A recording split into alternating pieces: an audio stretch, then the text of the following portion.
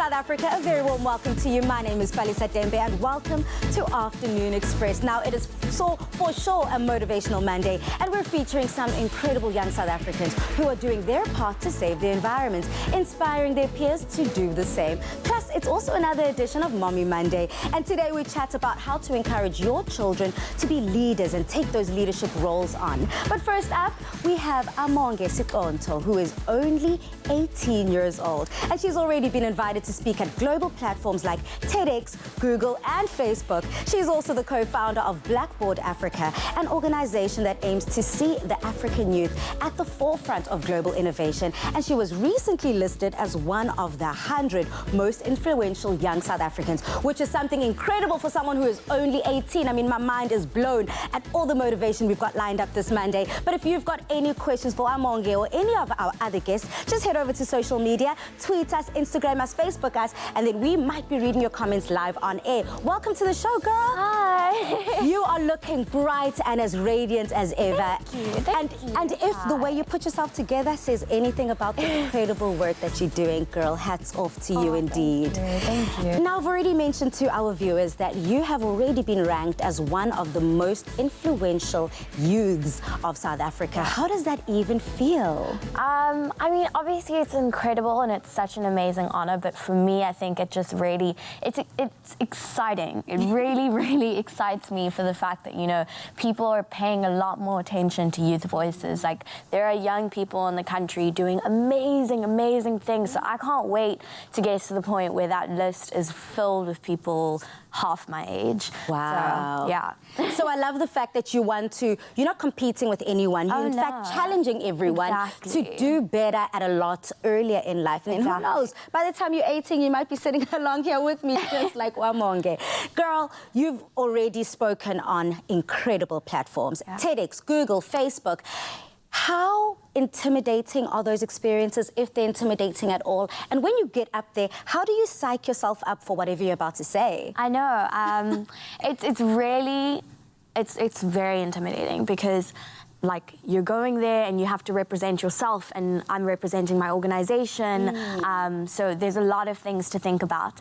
But I think one thing that I took away, I was at a roundtable discussion with Michelle Obama. Woo! And I mean, you just dropped that in casually. No, but honestly, like, I got there and I had all my notes and my pens and my papers and my questions, and she said, get rid of all of that. Like, I just want to speak to you as an individual. And for me, I was kind of reminded that, like, if Michelle Obama can see that there's something inside of me and, you know, just thinking about everything that, you know, we're working towards, then, like, don't be intimidated by these spaces. It's not just about you, but it's about the purpose and about the journey. So absolutely. Yeah. In fact, in that moment, it's difficult to feel that way, but it has nothing to do with you. Exactly. You're merely a mouthpiece, speaking on behalf of the incredible work that you're doing, the people that you're working around and towards. So when you do lend your voice to such conversations, what are the topics that move you the most, and what do you really want to speak to? I think I just really want to speak to, like, representation within youth and just taking youth seriously. I mean, youth voices need to be amplified because there's something unique and special that I think that we as young people bring to the table. So I want to see that being represented in all sorts of spaces, creative spaces, political spaces, you know, different ways, because there's so many different ways that we can contribute to, like, our community and our society. Absolutely. So definitely, like, youth activism is a big one for me, but also just women's issues and women's rights. I'm a really big activist on that. So yeah, that's kind of me. So when you look at these topics that you are so passionate about, whether it's women, children, representation in all fields and in all walks of life, for yourself, what are the current issues and challenges that you're seeing faced, and have you been able to think of avenues and ways to heal those and patch it up? 100%. I think a lot of youth are facing a lot of identity issues because our society is kind of rejecting Africanness.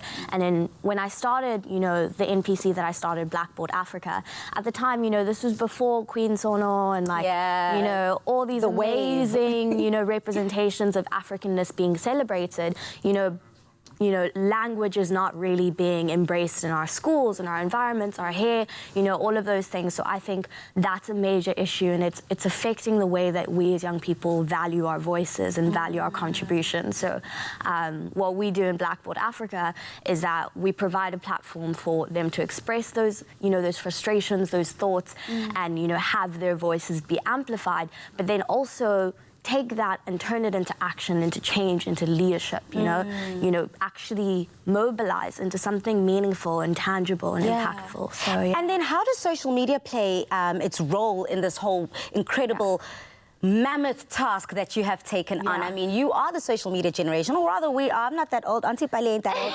But how are you using social media? I mean, already having close contacts with organizations like Facebook, like Google. How are you using these connections to continue to drive the point? 100%. I think social media is our tool. Do you know what I mean? I did a TEDx on using social media for social impact. Like, I'm all for it.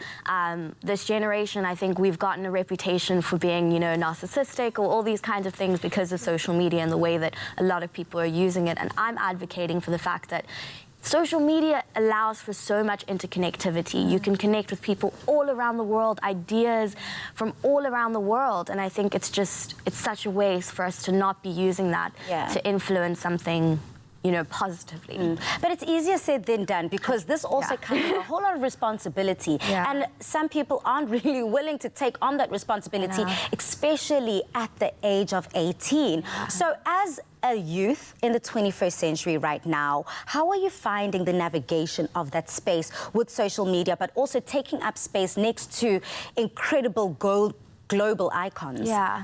I mean, it's hard, you know, trying to balance everything because, you know, you want to be young and you want to be 18. I'm in varsity and all of that, you know. But I think I'm always just driven by the fact that it's not about me. Everything that I do and everything that I work through is for my purpose and for my passion, and I think that's what's driving me all the time. So I'm not too concerned by everything that's intimidating me or making me feel small, because it's not about me. It is not about you, but I love the fact that we do have such an intellectual brain that's pushing something that is so meaningful and so monumental, and there's so many young girls looking at you saying, I also want to do that, I also want to start my own NGO, and you have done so with Blackboard. You've co-founded it with an incredible partner. How has the process been like, putting it together and then going after what you need to do?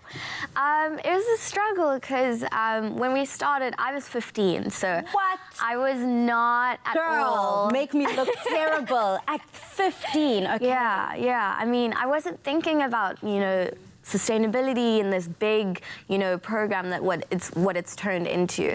I was just like, well, this is something that I want, and this is something that I feel like my peers and my generation needs, my siblings need. So we started it on Instagram, and then, you know, we went to a website, and then we started doing our events and programs, and we started harnessing everything that we've been taking from all these incredible spaces and making sure that they're accessible to young people. We have great ideas. We have great capacity, but we need to make sure that we're able to represent ourselves. We need to make sure that we're able to take that forward. So on a very practical level, Amonge, I mean, we're speaking very in the air, but our viewers right now, they're watching, they want to get involved, they want to get stuck in and help out and lend their voice to a cause that you're fighting so hard for. So how can they do that? How can they get stuck in? And what are some of the things that you've seen come out of Blackboard? So ways that people can interact.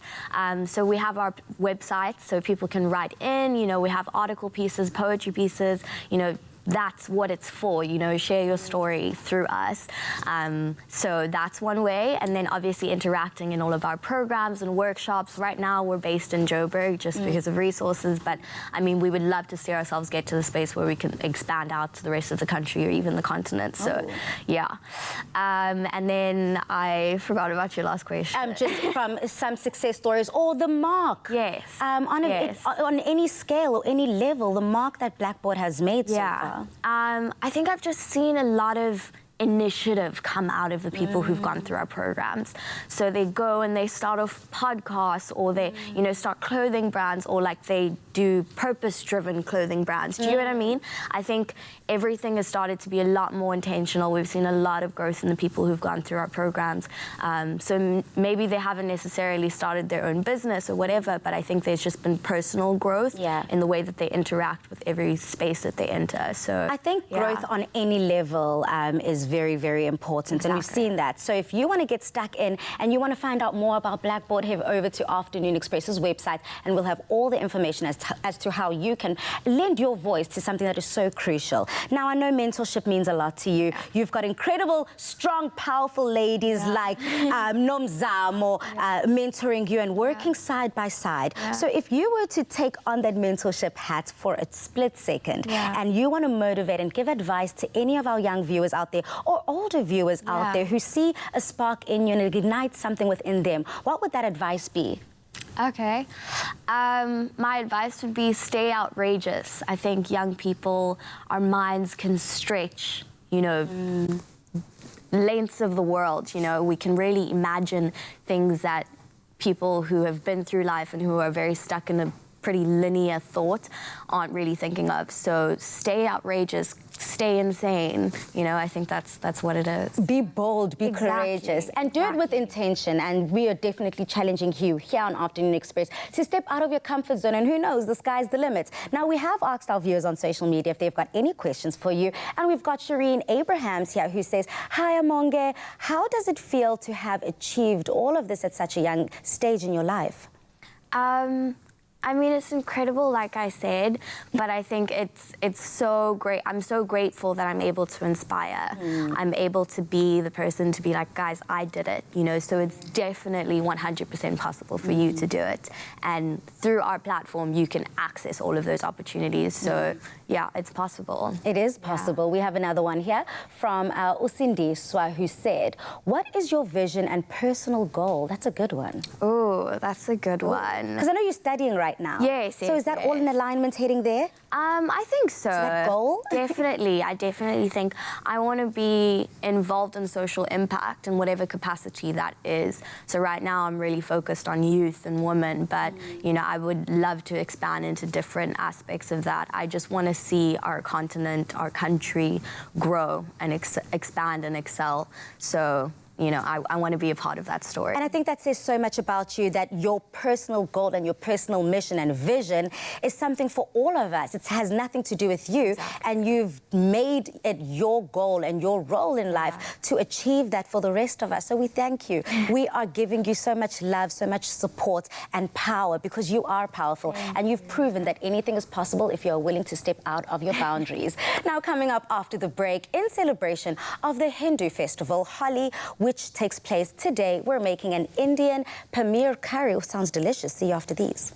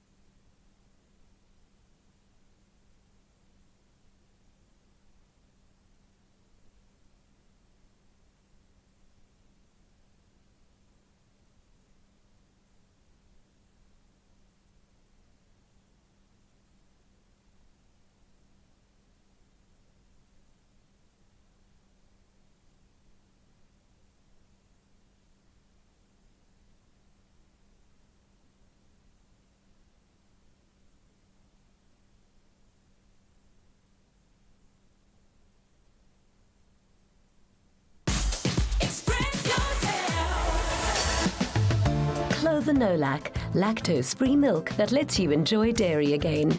Made with love by Clover. Welcome back to Afternoon Express, and I hope that we're about to take away your Monday blues. Now, in celebration of Holi, a festival of love and colours, we thought that we'd inspire you with the brightness of our flavoursome homemade No-Lac Paneer. Oh, okay, girl, that's the one. And spinach curry. SMS the keyword Clover to 33650 to get the recipe sent to you. SMSs are charged at R1.50 and free SMSs do not apply. I think it's obvious who is a stranger to all things paneer. I mean, I think it's quite clear who's got no clue what we're about to whip up in the kitchen. So, Tumi, I'm paying so close attention right now because I want to get this right. Okay, make sure you've got that mental notebook ready because we're about to get started here. Ooh, so pressure. So paneer is literally a fresh cheese, basically. It's similar to cottage cheese and ricotta. So we're basically going to show you how it's made and how they actually get to that nice flaky texture that it actually is and what it looks like. Okay. So you'll see that now we've got some milk that's been warmed up here. It's actually boiled and then it's gotten to a temperature that's very high. So what we're going to do now is add our lime juice. So what happens is the cultures within the lime juice are going to actually help separate the whey from the curd. So what we're saying is that we're curdling the milk. Okay. So it's separating, you know, when they talk about sour milk, inkomazi, yes. Amasi, basically. So what that is that it's thickened. It's not rotten. People say it's rotten, but it's aged, it's thickened, and then those ferment-ish. You see now. Yes. Yes, who's teaching who now? Who's teaching who now? Okay, no. I love this, Tumi, because this is something new, this is something refreshing for all of our viewers to try at home. Yes. And here we're using Clover No-Lac milk. Exactly. But you say that this is a cheese. So if we have something that is lactose, for our lactose intolerant viewers, how is it still considered a cheese? It is because of the actual type of product it is. Because it's basically done in the same way that cheese will be done. Instead of, it just doesn't have the lactose in it. So it's basically, you get to enjoy the benefits of cheese without the lactose inside of it. Perfect. Da-da-da-da. We've got a winner in the kitchen. So what's happened now is, if you can see, it's curdled up. So it gets thicker.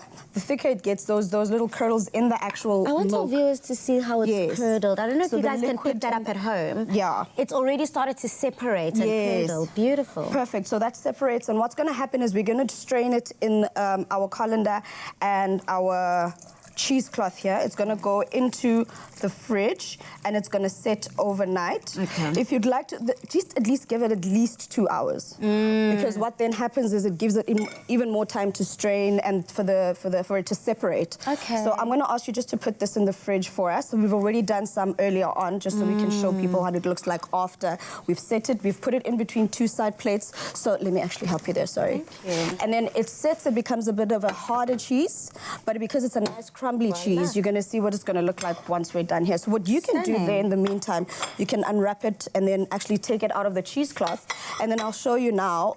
You can actually cut it into some blocks. It's going to look a lot like... Oh, wow. Look at this. Yes. I feel like I'm ungifting a box here, unwrapping unboxing a gift here.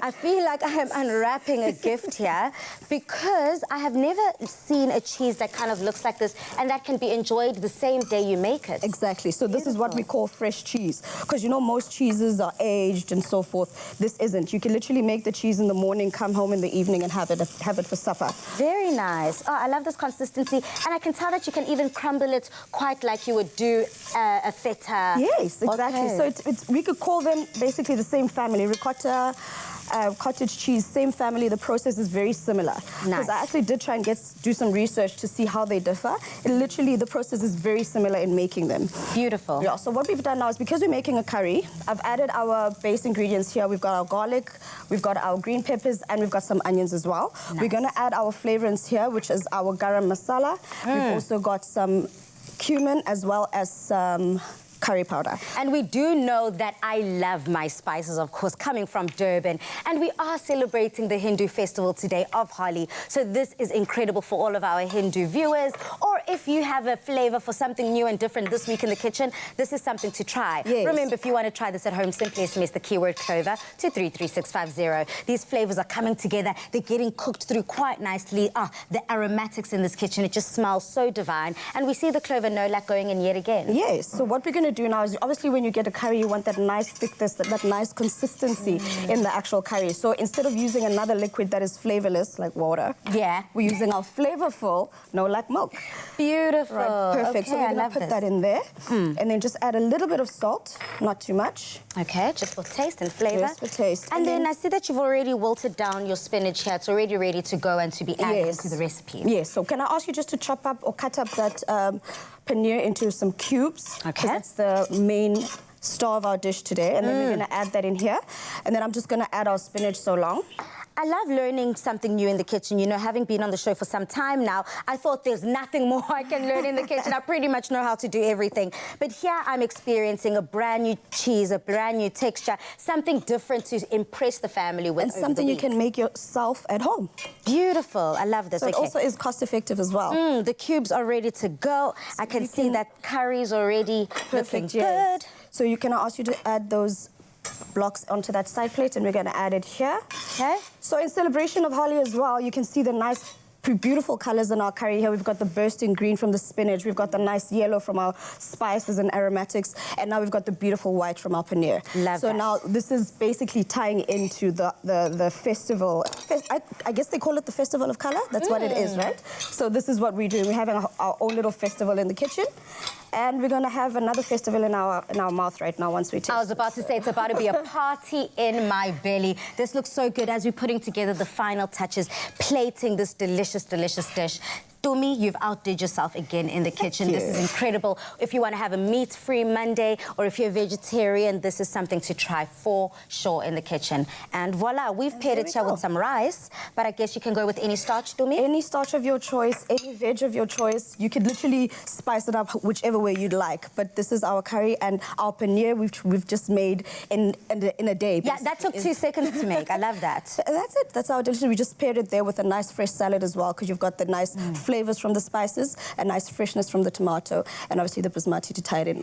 I see that she didn't only come with a new hairstyle this Monday, looking absolutely gorgeous, looking 12 years old, but coming with a flavorful celebration of love, brightness and colour. SMS the keyword clover to 33650 to get this recipe sent to your device. But in case you need to see how this is made one more time, watch this space. Yummy.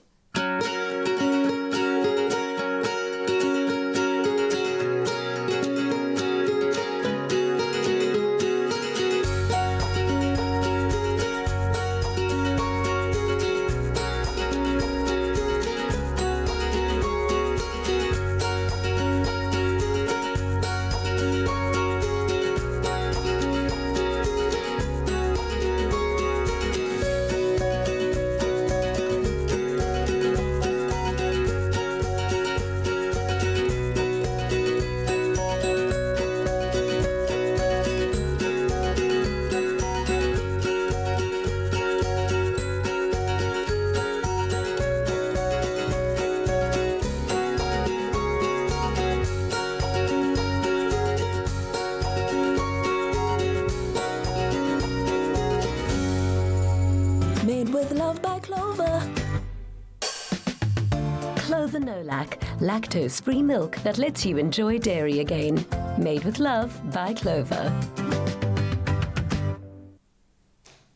Acts of ordinary courage and brave compassion that put health of the patients first have to be applauded. These are the everyday heroes in the health profession. A few weeks ago, News 24 and Adcock Ingram OTC launched Sponsors of Brave, a campaign celebrating and sharing the stories of pharmacists and healthcare professionals who have gone above and beyond the day-to-day call of duty. Today, we meet the first of 12 nominees, Dr. Liana Ruet, a doctor that found her calling after seeing people dying from breast cancer around her due to the lack of treatment. Then she started an NGO, Project Flamingo, as a means of change. Take a look at the first sponsors nominee, Dr. Liane Ruet. First met her, I didn't know I had cancer. I mean, I cried.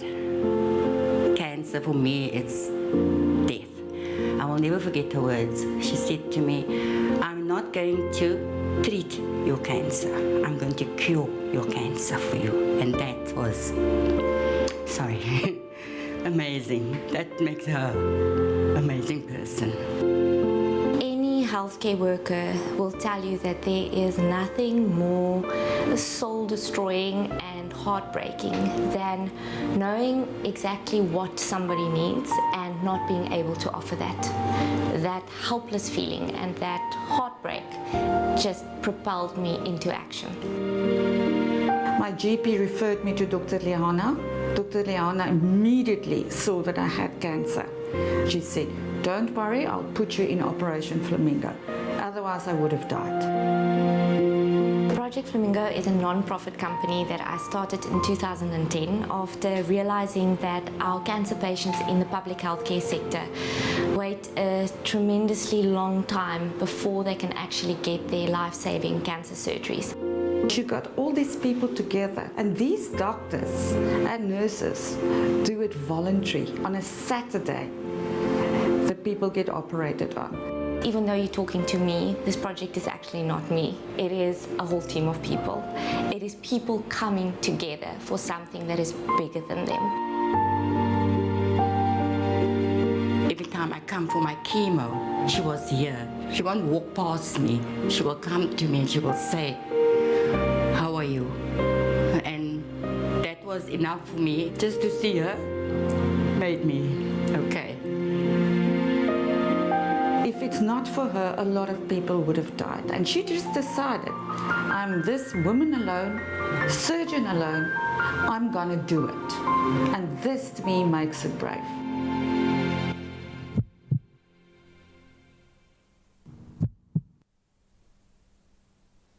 Wow, such amazing work and an even incredible story. Now you can nominate the pharmacist or healthcare professional in your community making a real difference. And you can stand a chance to win 5,000 Rand. Plus, there'll be 2 winners from the nominations. The judges will select the one winner, and with your votes, we'll select another. These winners will win a trip to an overseas medical conference of their choice for themselves, and then the opportunity to pay it forward by donating 25,000 Rand to a registered NPO charity of their choice. To nominate, go to news24.com or partners.24.com/sponsors brave. Let's make South Africa brave again. I've never met someone with a heart like this. He embodies what it means to be selfless. Even when I was in a state of panic, she showed me true bravery. Often the bravest people don't see themselves as others do. Join us in celebrating these brave heroes. Nominate the pharmacists and healthcare professionals in your community making a real difference and stand a chance to win 5,000 Rand. Coming up after the break, there's more inspiration as we meet Yola Mkokwana, a young activist from Cape Town who is inspiring her peers to stand up against climate change. On the next tropical island of Treasure Curacao, the teams have been decided and it's now time for them to compete in their first challenges. The winners have chosen each other. Team Mango Preach. Move, move! It's harder than it looks. Nailed it! That team, they're going to be a problem. And a new strategic element is introduced. This could be a big game changer. It's anyone's game. Catch Tropical Island of Treasure Curacao Tuesday evenings at 7:30. Repeat Saturdays at 8 p.m. only on SABC3.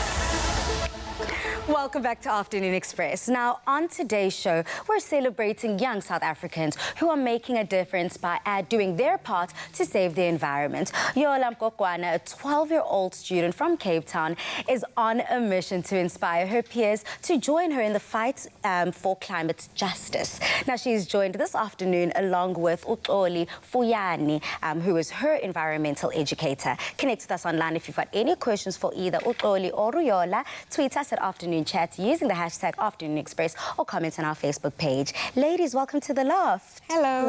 Hello. Now, before we get into the juice and the crux of it, Yola, talk to me as if I'm a 5-year-old, because I know you're 12, but I do not understand. What is the difference between climate change and climate justice?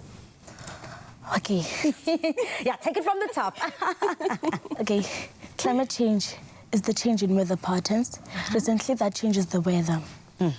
And climate justice is when we are standing up and protesting up to demand the climate justice. Absolutely, and I mean, has she put it perfectly? Definitely perfectly, and I think like I think as humans, you know, like we've all framed climate change as like an environmental issue, but now with justice, we are saying like, let's put a human face, you know, like in front. Let's make it a political issue rather than just about the environment or just about nature. About humans standing up and saying, we're not going to expect this to happen miraculously, but we're taking matters into our own hands. Yes. I love that. That sounds so beautiful and something I want everyone to get stuck in on. But Yola, you're 12. When did you start feeling so passionate about this topic? Actually, last year. Okay, I attended an extramural activity at my school, and then it's called and it's called Ikowaria ECP, and there we are talking about like environmental matters, and where we are standing up. Usually we go to the marches and we speak there about climate change justice and standing up, all those things. And yeah, I love that. So has this been something you're always interested in? I mean, because in high school and when we are growing, we are exposed to a lot of things. And then we have a choice ourselves, what resonates with us, what we feel passionate about and what we connect with. So what was it about this topic that connected with you? Actually, like when I got deeper in this topic, and actually like it, I'm also one of the people who are affected by this. So I want us to stand up and be a voice of change because others are in denial about this whole issue. I love that. And Chloe, where do you come in this whole thing? Yes. You are an environmental educator. So what does that mean and what does that entail? Well, it means basically just teaching environmental education in primary school. And we see it as an importance because, as Yola said, like climate change is an issue that's affecting our world. But if you go to a township and you ask a child, what is climate change? They have no clue. And yet they are the ones that are primarily affected. So I took it upon me actually to make it my mission to raise awareness, but also like inspire like these young activists to stand up and be the voice, you know, of climate and to tell these stories, because mostly what you see on TV is mostly about like, you know, that big disasters. But if you think local, I mean, there are Yolas, you know, who live in a township, who like informal settlements, who share taps, don't have sanitations. I mean, all of those issues are linked up to climate change. So you've already spoken about some of the challenges that we see happening in our communities, in our households and on our doorsteps on a daily basis. So you've formed this environmental club. So what work do you do in the environmental club? Well, basically, we call ourselves eco-warriors. Yes. Yeah, and it's basically we meet once a week, and it's in primary school, 4 primary schools in Khayelitsha and 4 primary schools in Lavender Hill. And we empower them, like we first teach them about environmental issues affecting their own local communities. And then once they get a grip of that, then we take it to the world, you know, where we then talk about climate justice and teach them how to advocate and stand up, you know, to be the voice for the voiceless youth that are already affected about climate change. And I see you infiltrating the young age group. Exactly. So why is it so important to get the kids stuck in? I mean, if you look at the world, majority of the people in the world currently are below the ages of 35. So the youth is the future, you know? And for me, I find it so bizarre that there are not a lot of spaces where youth are engaged, you know, to sit in the table, to be in the forefront and make decisions. And so that's why I feel, for me, that's where we should start. And also, like, it's very easy to influence a young person rather than concentrating on an old person who already has a mindset, you know, or idea of how they want to live their world. Whereas, like, if you're young, you're still dreaming, you know, you're still looking for, you're looking forward to your own future, basically. Absolutely. So it's very easier, and when we work with school, because there is a structure there already. You know, like kids are learning about different things. So we were like, okay, we saw the gap. We were like, okay, let's just do it, you know? And I think that you're doing such an incredible job. I think it's very important, as you said, to show the young ones that as much as we want to enjoy our future, enjoy the world around us, we have to invest in it. And we have to put in the work, because nothing comes for free. So whether you are hands-on, getting stuck in and getting involved, do a little bit every single day. I mean, Yola, you have now come on to Afternoon Express to share your story and share advice and words of encouragement to people that are your age along with you. So finally, what do you want to leave our viewers with? Okay, especially for the young ones, is that we will be the ones who are left in this world, because the old ones, we are going to be dead, and we are going to be the ones who are left in this world, and we are going to be the ones who are going to be very affected about this mission.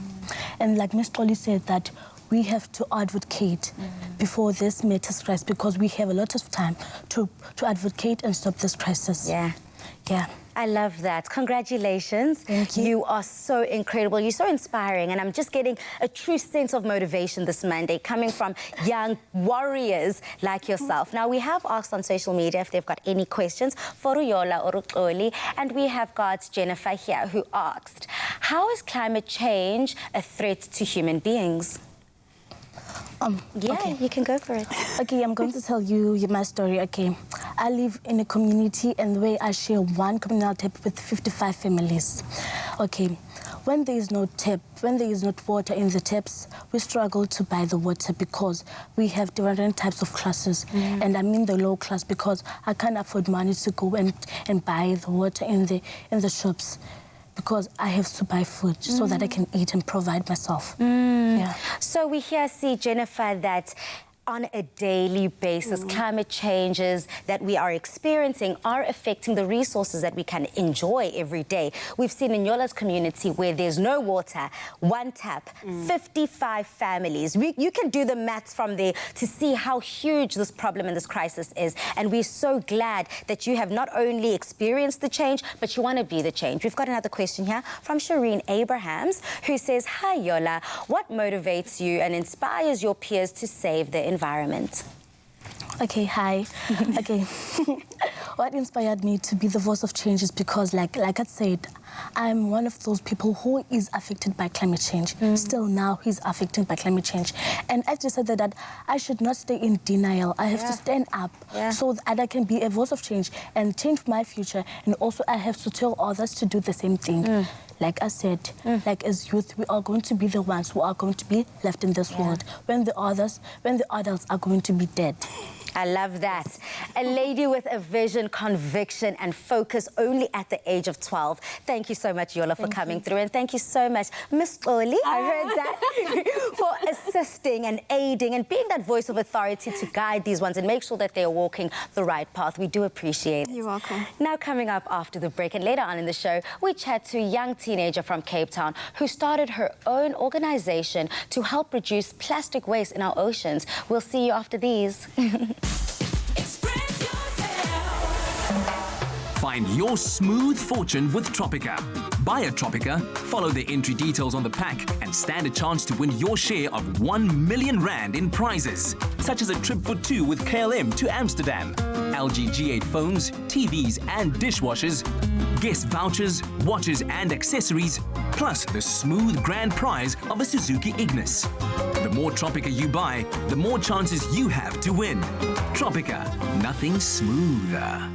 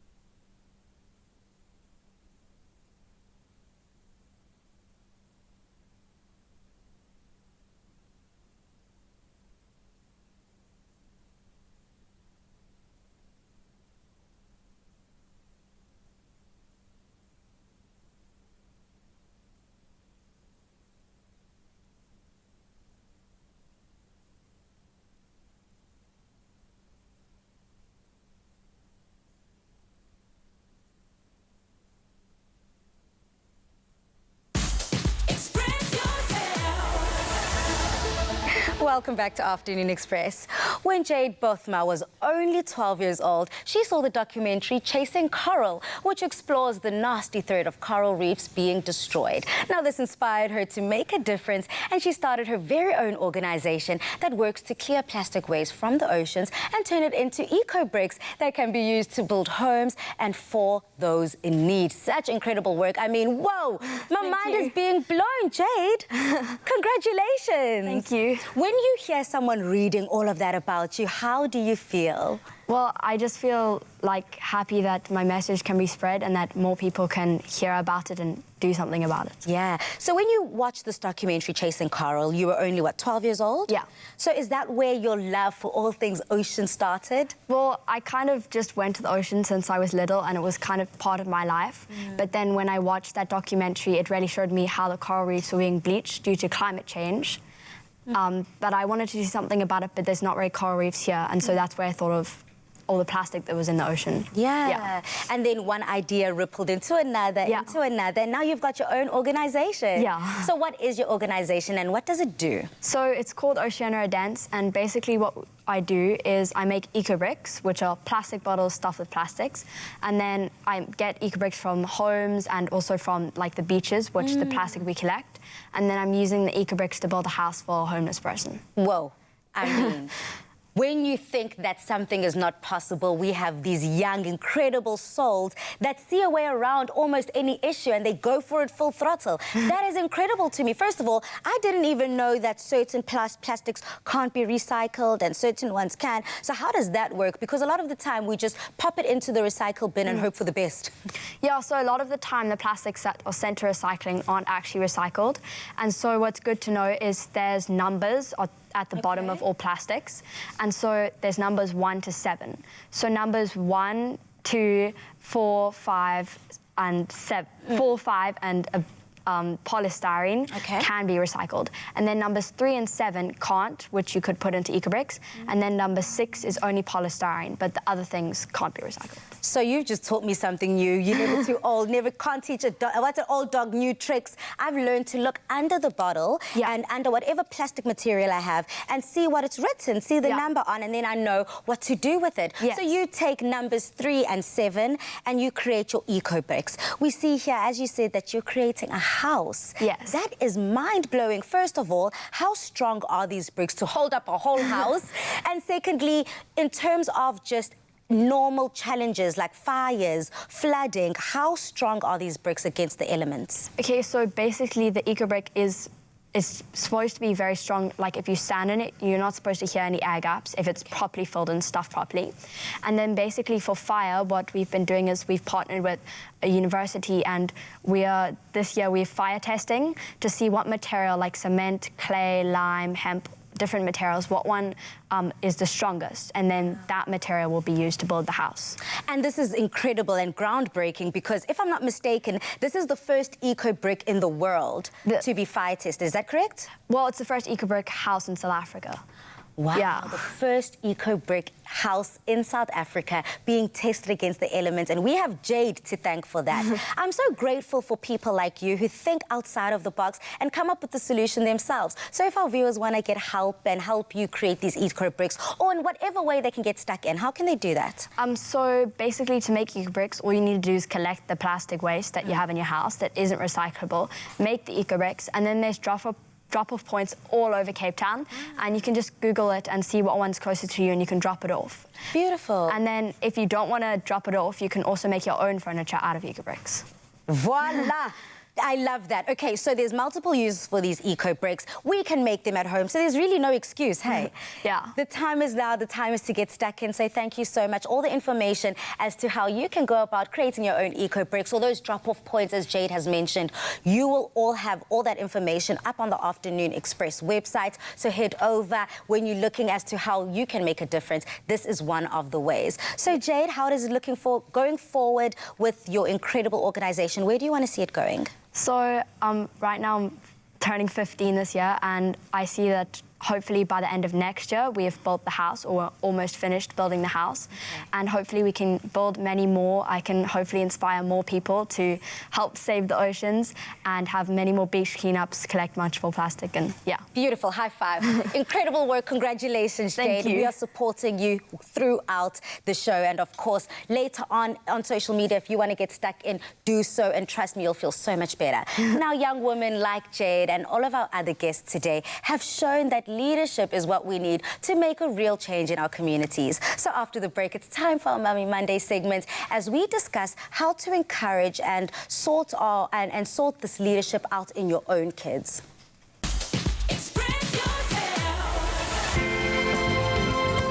Looking for immune support? Remain at your peak all year round with Immuenza.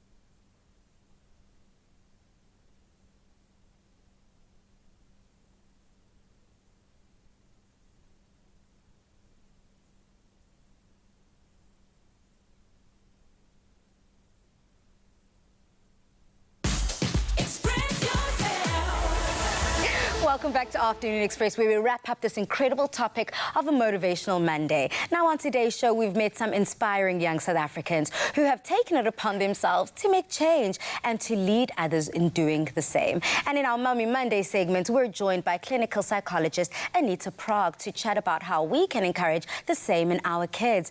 Anita, it's been such an incredible show, so vibing, and I'm learning so much from these little ones. But the overriding topic that seems to be coming out here is initiative and leadership. So how do we encourage that in our children? I mean, it's so inspiring to have met these young people, you know, and it's a really amazing reminder that anything is possible if you really do put your mind to it. And you know, these parents have obviously encouraged and nurtured and not necessarily forced their children to do something or be something. And I think that's really important as well, to create the atmosphere for them to blossom, you know, and to find and see what is innately available to them in their souls, essentially, because these are little beautiful souls. Yeah, but this is also a very interesting way that you've put it, that we can't force it down their throats, but we have to just nurture it slowly but surely and encourage it out of them. But a lot of parents don't know how the two are different. If you see an unmotivated child, a child who doesn't want to get up and take initiative, and you want more from them, and you can see that this person is a natural leader, but you see it in other ways. So how can they balance the two? I mean, is there a fine line? I don't know. There is a fine line, because you never know when they're going to blossom. So if you try and also, you know, force it out to them too early, you might actually just stifle that as well, because it's a bit forced. And so to just allow it to unfold is really important. That's not always easy, considering, you know, the environment of the society and community, basically, because, you know, it is all about achieve, and push and get as much and do as many activities as you can. What's next? And that's not always healthy for children, basically, and young people, because we stifle them, you know, and suffocate their creativity, because all of these young people are just, they're creative, they're, no one shoved that down their throat. It was this thing that came out. And we see them pushing so many boundaries, but in the right way and in a positive way. You spoke about trust, though, Anita, trusting a parent, trusting the child, and the child trusting the parent. So what are the dynamics and the relationships that parents need to forge with their children from the beginning? You know, I think a fundamental, important notion is respecting children, understanding that they are separate individuals and entities apart from us as adults, and that they have their own mind, they have their own thoughts, and they are actually empathic. And they came here with a deep sense of empathy for the planet, for the world, for people. And unfortunately, life happens, and then it gets, you know, almost worked out of their systems. It's a disruption. Absolutely. And so they lose that, or it gets waylaid. And, you know, I think a deep respect for them as human beings, that they are able to contribute. Effectively, essentially, more than most of us adults, actually, and we need to listen to them, as we've you know, heard today. Be those ears so that they feel heard, loved, and accepted. And now you've added another spin on this conversation by adding empathy in. So being empathetic, is it something that you're born with? Is it something that is nurtured throughout life? And can parents then essentially be empathetic to their children in return? That is the first place children learn empathy, is actually from their parents. You know, if a parent creates an emotionally safe environment, in which the child can explore their emotions, understanding that every single emotion is necessary and important. It's the juice of life, actually. And our duty as adults is to actually help children learn about emotions and handle them and manage them, not to stifle it again. Beautiful. And so that's what we, you know, essentially need to do. So empathy is important. It comes from parent to child first. It's innate in us as infants. You know, that is a biological imperative. It's to different degrees. So Anita, we've touched on quite strongly throughout the show is being a leader within children. But some people aren't natural born leaders. There's some children who are incredible followers, who take instruction really, really well, and they will complete the task to the T. So what do we have to say about that relationship and those kids? Because we can't leave anyone out. No, for sure. You know, it's about the individual child. What potential is lying within that child? And our duty, again, as adults, is to see uniquely what this child has inside of him or her. And then nurture that, essentially, and then blossom that, and not shame if you're not a leader, or you are, and silence them if they're opinionated or have fresh, you know, amazing ideas. It's just, let's be mindful of what is actually divinely in that child. I think at the end of the day, it comes down to getting to know your child, taking full responsibility of the task that it is to learn who they are, what they can bring to the table, so that we can nurture, shape, polish off and make it as excellent as possible as a parent. So thank you so much, Anita, for shedding such incredible light and insight as a clinical psychologist around such an important topic, because the kids are the future. Totally. Love that. Thank you so much again. Now make sure you join us again tomorrow for the Afternoon Express cook-along as we hang out with singer, songwriter and guitarist Farita. I'm looking so forward to that. So make sure you head over to our website and find that recipe so you can cook along live with us. But good night, God bless South Africa, and let's raise leaders. Mwah. Afternoon Express, made with love by Clover. Another feel-good production.